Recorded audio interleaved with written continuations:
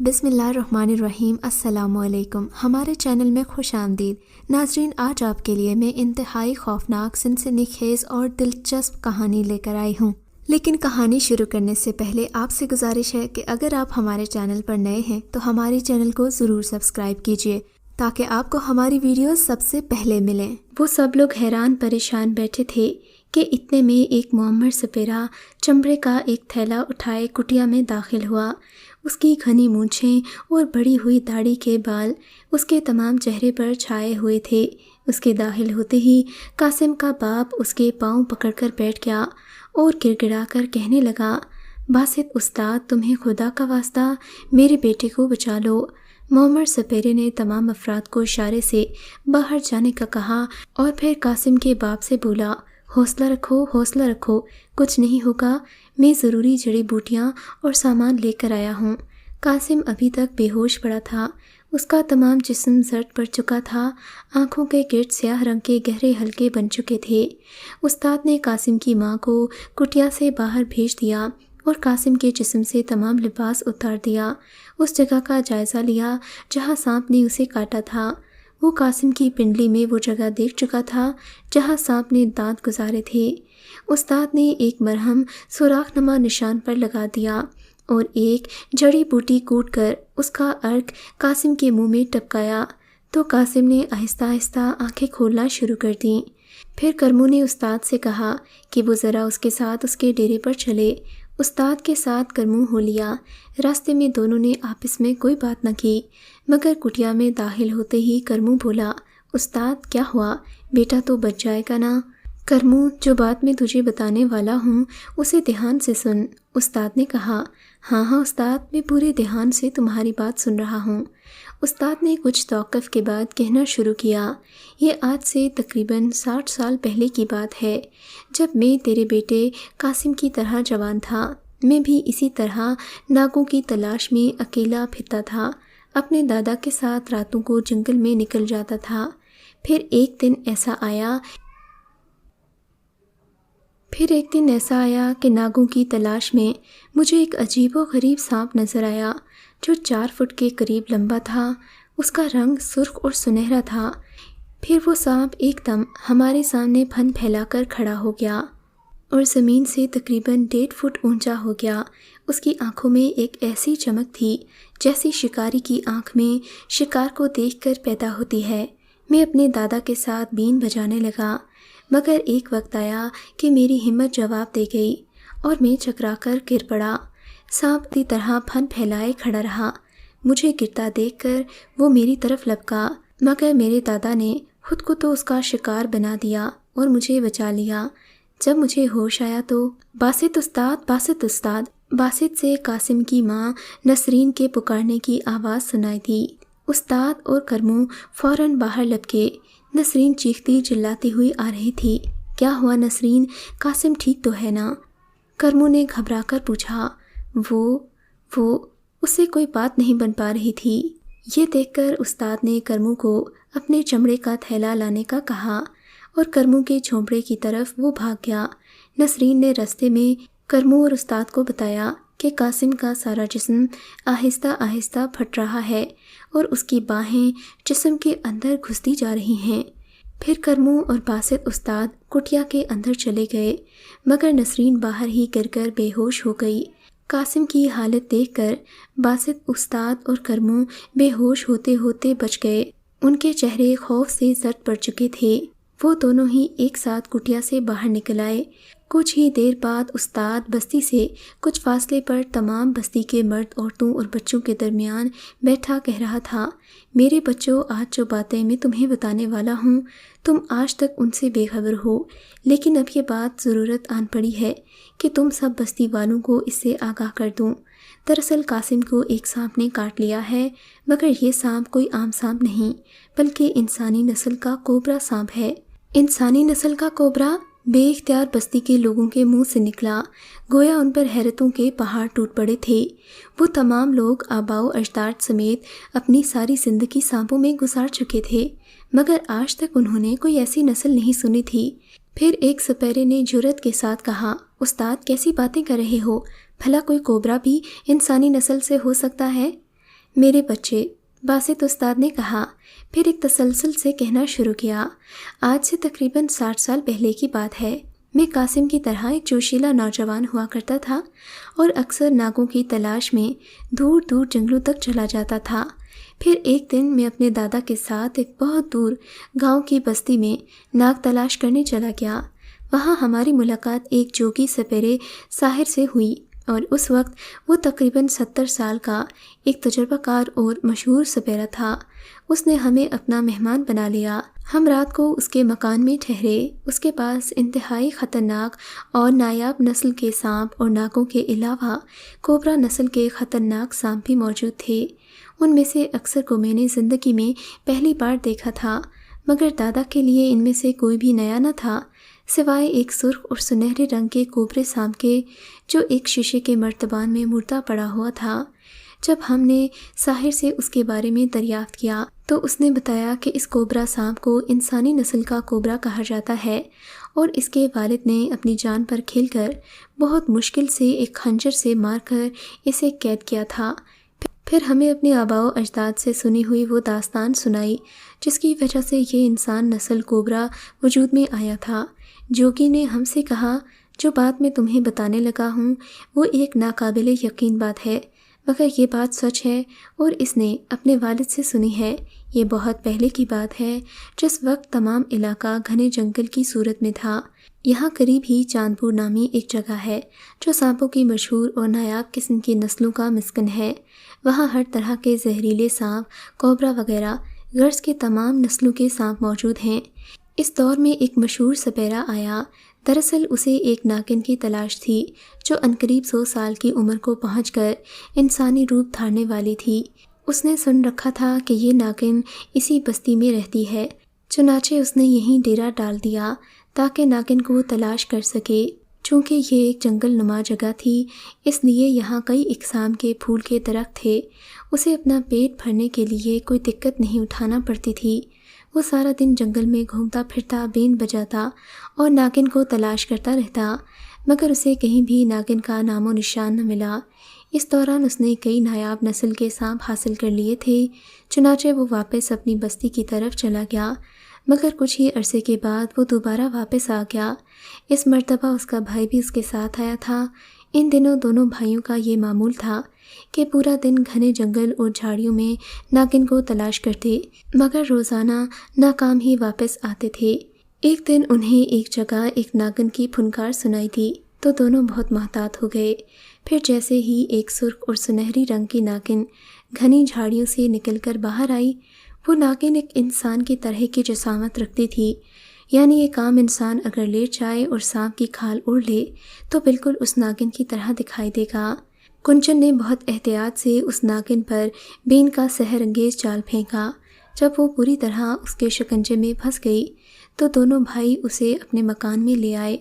وہ دونوں بھائی بہت تجربہ کار سپیرے تھے، اس لیے جان کے کہ یہ ناگن عنقریب 100 سال کی ہونے والی ہے اور بہت جلد انسان بننے والی ہے، چنانچہ کنچن نے اپنے بھائی سے کہا، راج، یہ ناگن انتہائی خطرناک ہے، ہم دونوں کو اس سے بہت محتاط ہونا پڑے گا۔ ہاں تم صحیح کہہ رہے ہو، شاید ہمیں اسے جال میں ہی رکھنا پڑے گا۔ اس کی جسامت اور عمر کے مطابق اس کی خوراک بھی زیادہ ہوگی۔ ہم اسے چھوٹے موٹے سانپ کھلا دیا کریں گے تاکہ یہ زندہ رہے، مگر ہم اسے بستی تک لے کر کیسے جائیں گے؟ پھر دونوں بھائیوں نے کافی سوچ بچار کے بعد یہ فیصلہ کیا کہ راج جو واپس بستی جائے گا اور بستی کے لوگوں کو یہ خوشخبری سنائے گا، پھر بستی کے بزرگ سپیرے فیصلہ کریں گے تو ویسا ہی کیا جائے گا۔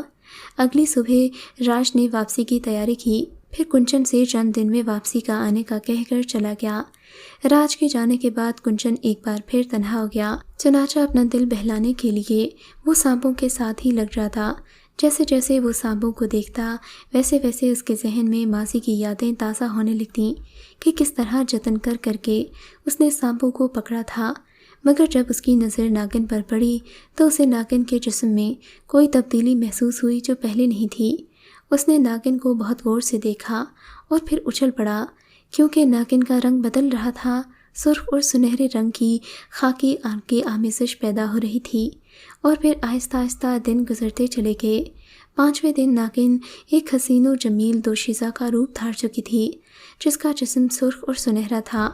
उस नागिन की शराबी आंखों ने अपना सहर बिखेरना शुरू कर दिया। इधर राज बस्ती में पहुंच गया। तमाम बस्ती वालों को इकट्ठा करके खुशखबरी दी कि उसने अपने भाई के साथ मिलकर एक ऐसी नागिन पकड़ ली है जो कुछ अरसे बाद इंसान का रूप धारने वाली है। तमाम बस्ती के लोग ये सुनकर खुशी से नाचने लगे, मगर जमाल के चेहरे पर अजीब सी बेचैनी थी। जमाल ने बस्ती वालों से कहा, ऐसी नागिन जो बहुत जल्द इंसान बनने वाली हो, बहुत पुरअसरार ताकतों की मालिक होती है। खुदा ने ख्वास्ता हमारे दरमियान पहुंचने से पहले नागिन बन गई तो कुंचन को अपने सहर में मुब्तला कर देगी। चुनाचे बस्ती वालों ने जमाल बाबा के कहने पर बस्ती की तरफ जल्द पहुंचने की कोशिश शुरू कर दी। फिर तमाम लोग काफिले की सूरत में जंगल पहुंच गए। जंगल पहुंचकर सब बस्ती वाले हैरान रह गए कि नागिन एक बहुत ही खूबसूरत नौजवान दोशीज़ा का रूप धार चुकी थी। फिर वही हुआ जिसका जमाल ने अंदेशा जाहिर किया था। कुंचन उसके सहर में मुब्तला हो चुका था और उसे ज़िंदगी भर का साथी बनाने का ख्वाहिशमंद था।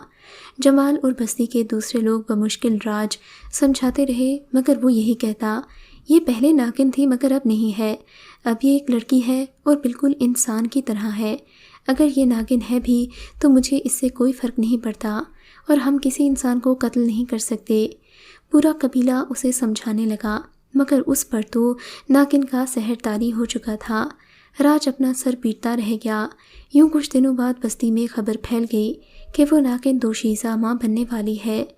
जमाल बाबा ये खबर सुनते ही कुंचन के पास गए और इसे खबरदार किया कि नागिन इंसानी वजूद में आकर भी एक नागिन ही रहती है। अगर इसे ख़त्म न किया गया तो बस्ती वालों पर अज़ाब टूट पड़ेगा। मगर कुंचन के पास तो अब एक और दलील थी। चुनाचा उसने सीधा सीधा जवाब दे दिया, नागिन अब उसके बच्चे की माँ बनने वाली है। जिस पर जमाल ने उसे बताया, नागिन हमेशा सांप को जन्म देती है, चाहे कुछ भी हो, तुम्हारी औलाद सांप ही होगी, इसलिए इसे जल्द अज जल्द ख़त्म करो।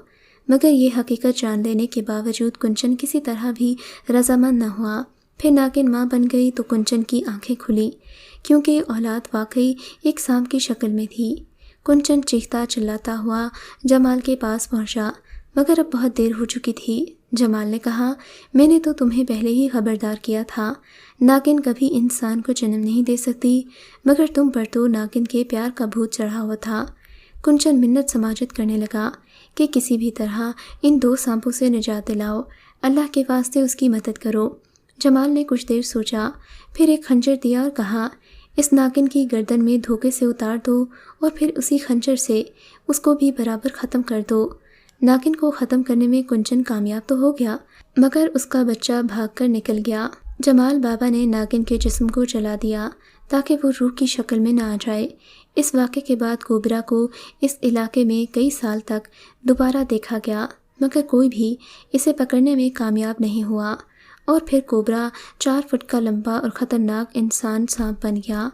जब कुछ अरसे बाद बाबा को इस कोबरा ने ढस लिया तो वो 7 दिन में इंसान से कोबरा बन गया, और वो कोबरा जिस इंसान को भी काटता है वो कोबरा सांप बन जाता है।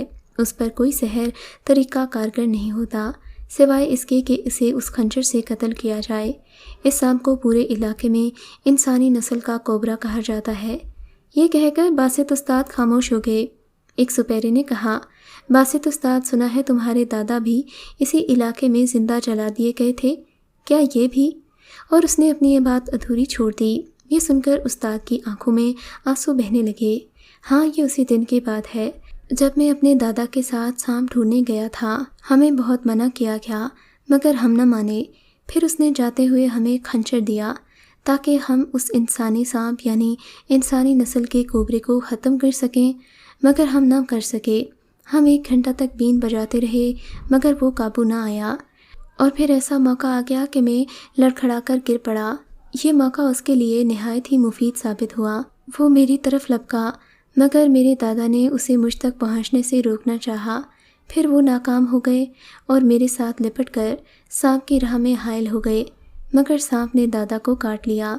मैं बेहोश पड़ा रहा। मुझे होश आया तो रात हो चुकी थी, हर तरफ अंधेरा था। मैं एक अजनबी इलाके में था और मेरी दाईं तरफ दादा की लाश पड़ी थी। پھر ہر سمت سرخ انگاروں کی طرح دہکتی آنکھوں والے بڑے بڑے پھن پھیلائے زمین سے 2 فٹ کے قریب اٹھے ہوئے سنہری اور سرخ سانپ نظر آ رہے تھے۔ میرا سارا جسم دہشت سے لرزنے لگا۔ میں نے خوف سے چیخنا چلانا شروع کر دیا۔ میری آواز میں کچھ دیر بعد ایک اور آواز شامل ہو گئی تو میں خوف سے تھرا اٹھا، مگر میرے خاموش ہونے پر پتہ چلا کوئی بلند آواز سے مجھے پکار رہا تھا، اور وہ آواز جنگل کی طرف سے آ رہی تھی، جس کے بعد مجھے پتہ چلا کہ پھر کچھ ہی دیر میں سپیرا میرے سامنے تھا، جس کی بات ماننے سے میں نے انکار کر دیا تھا۔ وہ ہمارا انتظار کرتا رہا، مگر ہمارے نہ آنے پر اسے خطرے کا احساس ہو گیا، اور پھر وہ ہماری چیخو پکار سن کر مجھے پکارتا ہوا گھنی جھاڑیوں اور کانٹوں میں سے گزرتا ہوا مجھ تک پہنچ گیا۔ اس کی آواز سے میری جان میں جان آئی۔ میرا خوف قدرے کم ہوا۔ اس کے بعد ہم دونوں بہت مشکل سے کسی طرح دادا کی لاش گھر لے آئے۔ خوف سے کانپتے ہوئے نہ جانے کس لمحے نیند کی آغوش میں چلا گیا۔ صبح ہوش آیا تو بستی والوں کی شور کی آواز پر میں بھاگ کر باہر آیا۔ میری خوشی کی انتہا نہ رہی۔ میرا دادا زندہ تھا، مگر اس کا چہرہ زرد پڑ گیا تھا۔ چہرے کے گرد سیاہ حلقے بنتے جا رہے تھے، جسم آہستہ آہستہ پھٹ رہا تھا۔ پھر میرے دادا نے لڑکھڑاتی آواز میں التجا کی، مجھے زندہ جلا دو۔ پھر نہ چاہتے ہوئے بھی مجھے بستی والوں کے ساتھ دادا کو زندہ جلتے ہی دیکھنا پڑا۔ یہ کہہ کر باسط استاد دھاڑے مار مار کر رونے لگے۔ جو ہی باسط استاد نے داستان ختم کی، قاسم کی ماں اور بابا چیختے چلاتے اپنی کٹیا کی طرف بھاگے۔ نہیں نہیں میرے بچے، میں تجھے سانپ نہیں بننے دوں گی، نہ ہی کوئی تجھے جلا سکتا ہے۔ تو میرا بچہ ہے، تو ہمیشہ میرے پاس رہے گا۔ وہ دونوں میاں بیوی اپنے جوان بیٹے کو دیکھ دیکھ کر خون کے آنسو رو رہے تھے۔ اس رات باسط استاد کو تیز بخار نے جکڑ لیا۔ 2 دن تک باسط استاد زندگی اور موت کی جنگ سے لڑتا رہا، مگر اب وہ زندگی کے آخری دن پورے کر چکے تھے۔ آخری دم تک بستی والوں کو یہی نصیحت کرتے رہے، قاسم کو جلا دو، قاسم کو جلا دو، اسے زندہ جلا دو، ورنہ وہ انسانی شکل کا کوبرا بن جائے گا۔ 2 دن تک تمام بستی والوں نے باسط استاد کی موت پر آنسو بہائے۔ یہ بستی والوں کا ایک محسن تھا، جو کہ ہر تکلیف میں، ہر درد میں ان کے لیے خدا کی طرف سے فرشتہ بن جاتا تھا۔